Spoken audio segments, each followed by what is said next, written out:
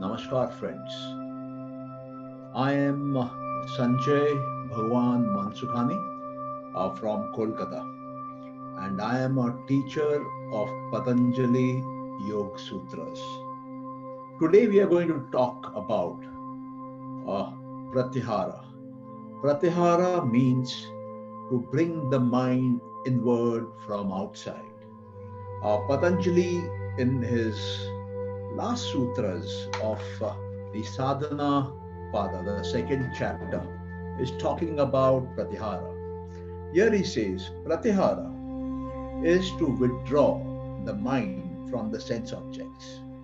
And when one withdraws the mind from the sense objects, then the senses do not come into contact with them.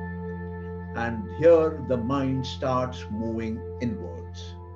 So this is a very important step, a very important turning point in the practice of yoga.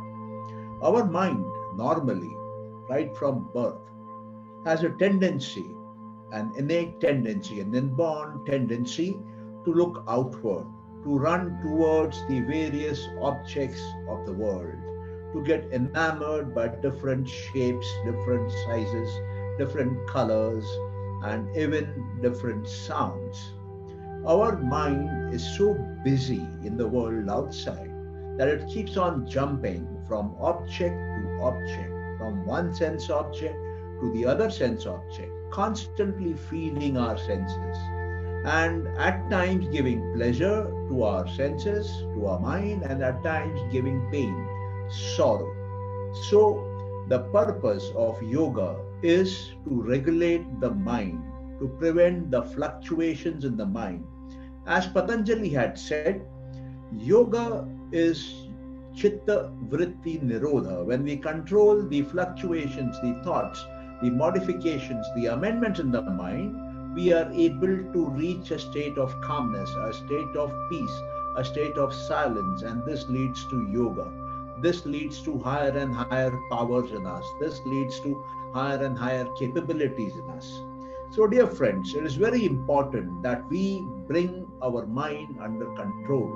And the test that our mind is under control is, in a very simple way, is the mind inward going or is the mind outward going? If we can bring our mind inward, then we have established substantial amount of control on our mind. Now, our sense objects are the objects of the world outside to which our senses automatically get attached. We have five senses: the senses of eyes, ears, nose, tongue, and our skin. And they constantly want sensory inputs. And these sensory inputs in turn give us pleasure or pain. Human beings by nature are sensory creatures. And unless and until we bring the senses under control, it is not possible to bring the mind under control. Or alternately, when we bring our mind under control, we find our senses automatically come under control. So, one method used through pranayama is to bring the mind under control by controlling the breath. When the mind is fixed on the object of meditation, this has been stated by Vijnana Bhikshu, one of the main commentators of Yoga Sutras. He says, when the mind is fixed on meditation, the senses cease their functioning and they have no separate endeavor. But if we are not able to control the mind, then this mind has a tendency to follow the senses and it is dragged out into this world of senses. So, Manu had quoted once that even if one of our senses slips away from us, then the person's knowledge slips away through that sense. So there is a leakage. It is something like water leaking from a water bag. If we have a water bag and that water bag has a leak, then all water leaks out. Similarly, if we have our senses and our senses are not under control, even one of them, and one of those senses have a tendency of rushing out to the world, then our internal knowledge, our internal wisdom rushes out through that sense to the world outside, and this results in a big loss to us. In the Gita, uh, Arjuna is told that our senses are very impetuous. They can forcibly carry away our mind. Even a learned man's mind can be carried away, even though he might be putting in an effort to control them. So Patanjali says the highest form of control of the senses occurs when we find that as a result of this control, the mind has moved inwards. So there can be various forms of sense control. There could be some forms where we enjoy the sense objects, but we are not attached to them. We enjoy those sense objects, but we are not attached to them or averse to them. It is not impacting our behavior. It is not making an addict of us. So sense control, says Vyasa. Vyasa is another major commentator. He says once when the mind is restrained and it is focused, say on the object of meditation, then the senses automatically come under control. Very, very important. One of the commentators say one must ensure that the mind does not come in contact with the sense objects at all, because the sense objects are like poison. So supposing if I like rasgullas, if I have a addiction for rasgullas, then my mind must not see the rasgullas. My mind must not come in contact with those rasgullas. And if my mind is not coming into contact, then I am safe. But if my mind is coming into contact, then it is like poison. It might impact me. It might poison my mind.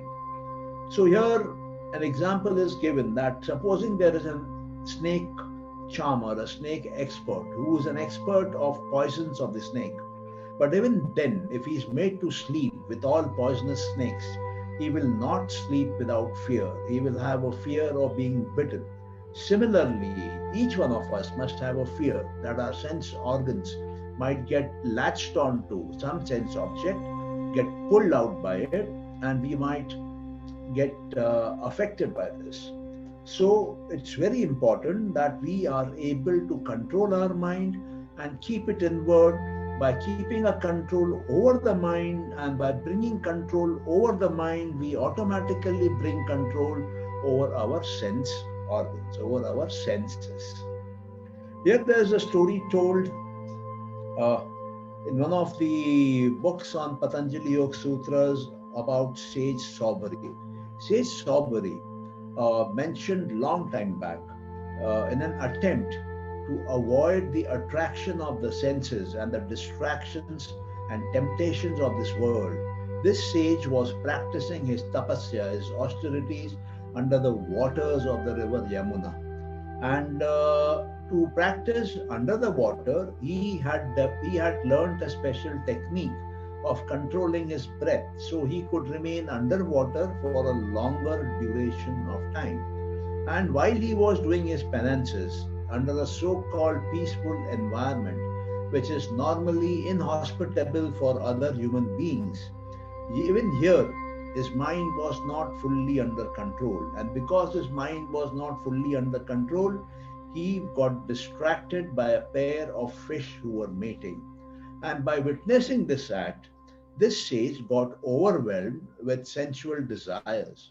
He left his asceticism and he turned his attention to conjugal indulgence. And from this, what actually happened, one can understand. A yogi, even though he is doing penances, even though he has achieved certain level of proficiency in pranayama, even though his mind is under substantial amount of control, he has his sanskaras in his chitta. And these sanskaras can be from past lives. And if he has some past life tendencies of sexual desires which were suppressed, then there is a possibility that they may get activated in his current life. And once if they get activated, then it is difficult for him to control the mind. So this is what happened with this particular sage. While he was underwater, he saw the fish mating, and it reminded him of some past sanskaras, and the desire to have conjugal bliss came in him, and he left his austerities. So here it is said that since it is possible that past sanskaras can turn active in a yogi, the best thing to do for a yogi would be to put his attention on Ishvara, to go in for Ishvara Pranidhana, commitment to Ishvara, bhakti to Ishvara, surrender to Ishvara, and he must keep his mind focused on Ishvara, one pointed attention on Ishvara. Once he does that, he will find his senses will automatically be under control. The senses will not run to the world outside and get distracted by whatever it is seeing or perceiving outside. So this is a very important way by which a yogi can avoid his past sanskaras becoming active, and he can safely move on the path of yoga by keeping his attention one pointed on Ishvara. Another good example which is given by the commentators is about Sita from the Ramayana.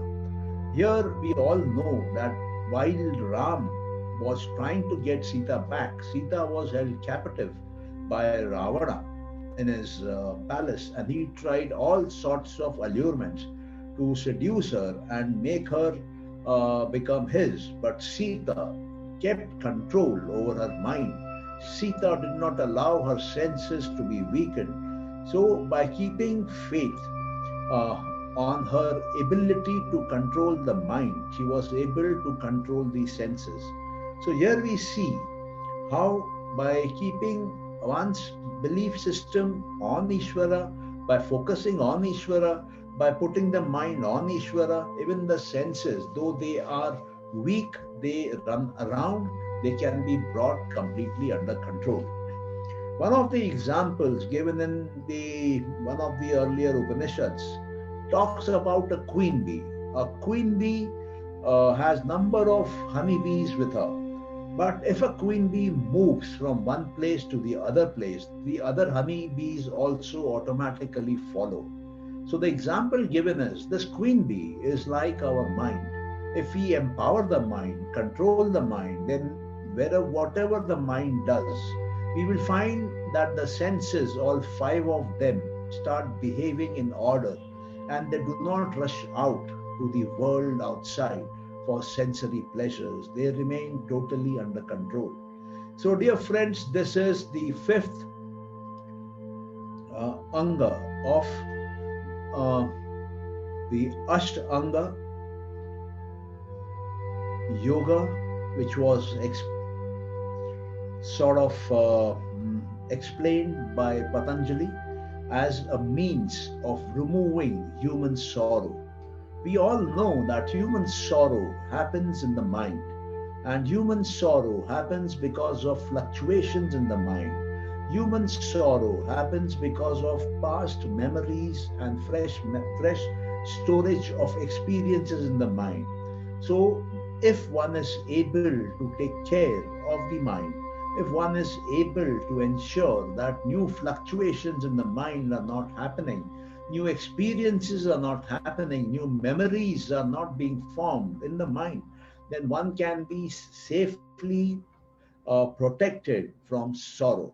If we remember Patanjali's definition of yoga, he had said yoga chitta vritti nirodha. Yoga is all about controlling the thoughts coming in the mind, popping up in the mind, causing changes in the mind. So when we are able to control these, we will find that we are able to regulate the mind, we are able to control the thoughts coming in the mind, and we reach a higher state of mind control, and we reach a higher state of yoga. That means our mind reaches a state of more power, our mind is able to hold on to more knowledge, our mind has a capability to do far more higher things. So mind control is essentially the key. And if mind control is absolute, 100%, If there are no thoughts now coming in the mind, then one gradually reaches the highest state of yoga. This is the state where the mind goes through a state of self realization. The mind goes through a state of Atma realization, Purusha realization. We feel our true self as we are. Our Atma, our Purusha goes in for a state of self awareness. It is able to see itself as it originally truly is. Therefore, thought control is critical to our spiritual growth. And once when we are able to eliminate all thoughts for all times to come, the mind no longer remains a mind. The mind becomes a pure consciousness, and this pure consciousness by itself resembles the Atma, resembles the Purusha, resembles the soul. So here the Atma, the Purusha, the soul is able to separate out from Prakriti, and it becomes independent of Prakriti. So our consciousness is actually working from the mind, but it is not of a pure condition. It has certain impurities. By controlling the mind, we are able to ensure that we increase the purity of the mind, and we increase the purity of the mind to such a level that it becomes a pure consciousness. This 100% pure consciousness is same as the pure soul, as the pure Purusha, as the pure Atma, and that is the method by which one can transcend this world and its limited sense objects and move on to the higher domains of the spirit, of the soul, of the Atma, of the Purusha. Therefore, my dear friends, Patanjali gave this system of Ashtang Yoga by which one can move up the ladder in consciousness, by which one can purify all that is impure in our consciousness till our consciousness reaches a state of purity, absolute purity. So the methods he suggested was, the first was yama. Yama meant to follow certain practices of social discipline. So one is supposed to speak the truth at all times. One is supposed to follow non-violence at all times. One is supposed to not steal anything from anybody at all times. One is supposed to maintain brahmacharya or celibacy or conserve his energies at all times. And one is supposed to be in a state of aparigraha, which is minimum of possession at all times. So when you start doing all this, these are the preliminary and important steps by which we bring the mind under control. We tame the mind. The second step is to practice niyamas. Once when we practice niyamas, there are 5 of these niyamas. So when we start practicing these niyamas, again we find we are able to bring about more control on our mind. We are able to keep the fluctuations of the mind regulated. So what are these 5 niyamas? These 5 niyamas are essentially personal disciplines which we are supposed to follow. The first one is saucha. Saucha means cleanliness. To be clean, both in terms of our body and in terms of our mind. So if we keep our body pure, if we keep our mind pure, then we are able to move higher up in the ladder of consciousness. We are able to purify our consciousness to a higher degree. The second niyama is santosha. Santosha means contentment. Once when we are able to live a life of contentment, we experience extreme happiness. And this extreme happiness facilitates our journey on the yogic path further. Therefore, it is very, very important that we live a life of contentment. Whatever we have, we must be happy with that. Whatever providence has given us, that must be satisfying for us. Is it easy? Yes and no. It is easy for those who are not attached, attracted to the world outside. It is difficult for those who are. But it is an essential requirement of mind control. So, Santosha, contentment, is the second niyama. The third niyama is taken from Kriya Yoga. Kriya Yoga was the initial few steps which Patanjali had suggested to bring the mind under control and to prepare for Samadhi, and also to weaken the effects of the kleshas. Kleshas are the obstacles on the path of yoga which trouble a yogi, and they are there in him right from birth, right from the day a newborn baby arrives on this planet. He comes with these kleshas, he comes with these inborn obstacles on the path of yoga. So Kriya Yoga is a methodology of 3 steps by which we can weaken these kleshas and at the same time prepare for Samadhi at a higher level. So Tapasya, the third niyama, talks about controlling the senses and controlling the mind. This is important so that we have a control over what information, what data is flowing into us. We have to ensure that we only bring in pure information, pure knowledge from the world outside, and we do not allow impurities to enter our mind, to affect our mental area.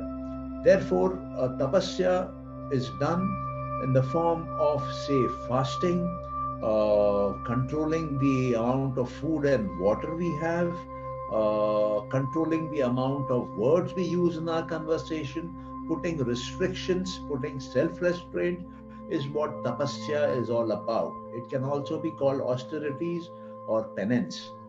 The fourth niyama, which Patanjali has suggested, is also part of Kriya Yoga. It is Swadhyaya. Swadhyaya means self-study. Here you do study on the self, on the soul, on the Atma, on the Purusha, through these scriptures, through these Shastras, and this knowledge helps one to clean the mind, the inner mind from the impurities. It helps to clean the chitta from impurities. So the 3 components of the chitta, the buddhi, the ahankar and the manas, all 3 of them get cleaned up because of Swadhyaya. And Swadhyaya can also mean chanting of mantras. So when you chant mantras, then this mantra chanting over a regular long period triggers up the Ishta Devta, the divinity which is connected with that mantra. And then that divinity, that Ishta Devta guides us further in our life on the path of yoga. And the 5th and final niyama is Ishvara Pranidhana. Ishvara Pranidhana means surrender to God, Sharanagati to Him, committing oneself totally to God, believing in His bhakti only. So once when you do this, you commit yourself, you surrender to Ishvara, then the power of Ishvara grows within you and around you. And this increasing power of Ishvara becomes a power which is beyond Prakriti, because Ishvara does not exist in Prakriti. Ishvara has no sanskaras, Ishvara has no karmic account, Ishvara has no kleshas, obstacles on the path of yoga. So Ishvara is existing outside Prakriti, above Prakriti, in a way controlling Prakriti. Now when you do Ishvara Pranidhana, you are installing the concept of Ishvara in your mind, and your mind is in Prakriti. But this Ishvara, because of your bhakti, again in Prakriti, grows and gets beyond Prakriti. So now if you need help to move out of Prakriti, to release all your sorrows, to be free from all pain, because being in the Prakriti will always be a cause of pain, will always be a cause of sorrow, will be a cause of suffering. So dear friends, here, by having a firm faith, firm commitment, firm bhakti to Ishvara, we have a mechanism by which we can come out of Prakriti by holding on to Ishvara, by requesting Him to help us, to take us out of this Prakriti, and which He does. And by doing this Ishvara Pranidhana, Patanjali says a yogi is able to achieve his yogic samadhi in a perfect way. So, for any yogi to reach perfection in samadhi, which is a must for him if he wants to travel further on the path, then that can only be possible if he is practicing Ishvara Pranidhana. Now, moving ahead, the third asana, the third anga is asana. And asana, as Patanjali has said, is all about having a comfortable posture and a posture which can be held steady for sufficient length of time. And in that relaxed position, one has to think of the infinite, one has to think of the virata. And once if you do that, once we are focusing and meditating on the infinite, the virat, one finds that the dualities of the mind, they disappear. Since one has been thinking about the infinite, which includes everything, the good and the bad, the tall and the short, the left and the right, our mind becomes free from duality, from dvanda, from opposites. And this expansion of the mind helps in allowing the mind to hold on to more amount of knowledge, more amount of power, and more amount of gunas, qualities, while leading its life in this world. And the asana, once done, becomes the step to move on to pranayama. Pranayama is where a yogi starts practicing the control of the breath. The breath control leads to mind control because the breathing of the body and the working of the mind are interconnected. The oxygen we breathe in goes to the brain in the blood and gives supply to our nerve cells there. Therefore, there is a connection. If we slow down the breathing rate, we will find our mind also slows down. Therefore, pranayama has been rigorously used since ancient times to regulate and control the mind. Now, by doing pranayama in the right way, by bringing the mind under control, one is able to bring the senses under control, the five indriyas under control. And wherever the mind goes, these five indriyas now follow. They are not independently working now, they're completely dependent on the mind and they follow the mind in whatever they do. This is the fifth stage of Pratihara. This is the stage where the mind has come in from the outer world and come under control. So Patanjali covers these five angas in his sadhana chapter, but there are three more which he covers in the next one, and they are dharana, dhyana, and samadhi. Dharana means concentration, dhyana means meditation, samadhi means total absorption of the mind. So, dear friends, we have seen in this talk today about Pratihara and how one brings the mind from the outer world to the inner world. It comes in gradually, it comes in step by step, and this is a process which takes time, which requires sufficient amount of practice, but this is the way to go. This is the way Patanjali has suggested for the sadhana, the practice to happen. So friends, with this we come to the end of this talk. Thank you so much for being here with us and listening patiently to this journey of the mind from the outer to the inner world and getting stationed there, fixed there. As we keep on practicing on Ashtang Yoga, we will find that we will start experiencing permanent happiness, because permanent happiness comes once the sorrow is under control. Permanent happiness comes once the fluctuations of the mind, the thoughts are under control. And that is what Ashtang Yoga promises to deliver. So dear friends, keep up the practice. You will get permanent happiness in your life. It will be a blissful life. You can share the same with your family members, with members of a society, with people of our country, and the people of the world at large. I thank you once again for being here and hope and pray that you get that permanent happiness and you're able to spread it to all the people whom you know. Thank you so much. God bless you. See you in tomorrow's session. at 7 p.m. Thank you and God bless you.